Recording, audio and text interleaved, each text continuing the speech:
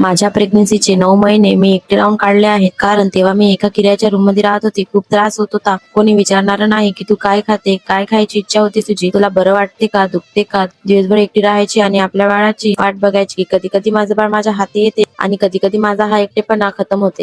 कारण माझ्या लग्नाला 6 वर्ष झाली आहे आणि माझी मुलगी आता 1.5 वर्षाची आहे.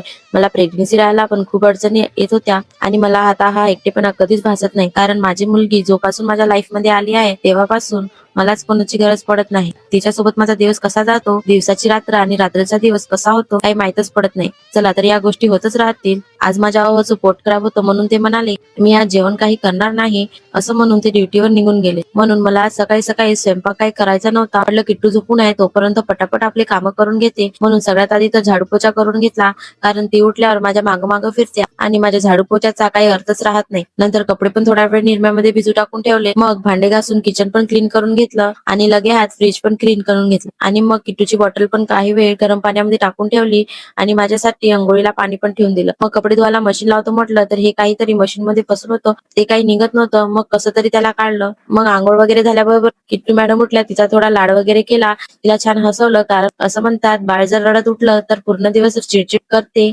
आणि हसत उठलं तर पूर्ण दिवस छान जाते. म्हणून मी तिला सकाळी सकाळी हसवण्याचा प्रयत्न करते. मग छान तिला ब्रश दिला, तिचा ब्रश वगैरे करून दिला. बोर्नव्हिटावाला मोस्ट फेवरेट चहा तिला बनवून दिला. तोपर्यंत माझे कपडे झाले होते म्हणून ते पण वाळू टाकून दिले. नंतर छान पूजा वगैरे करून घेतली. मग किट्टूची तयारी वगैरे करून दिली. बघा कशी करते, काहीच करू देत नाही. मग आमचा जेवणाचा प्रश्न आला होता कारण स्वयंपाक काही केला नव्हता. मग किट्टूला छान ऑमलेट बनवून दिलं आणि मी अंडा भुर्जी बनवून जेवण केलं. असा होता माझा आजचा दिवस. चला तर ब्लॉग आवडल्यास लाईक करा आणि अशाच ब्लॉग साठी मला फॉलो करायला विसरू नका. Bye bye.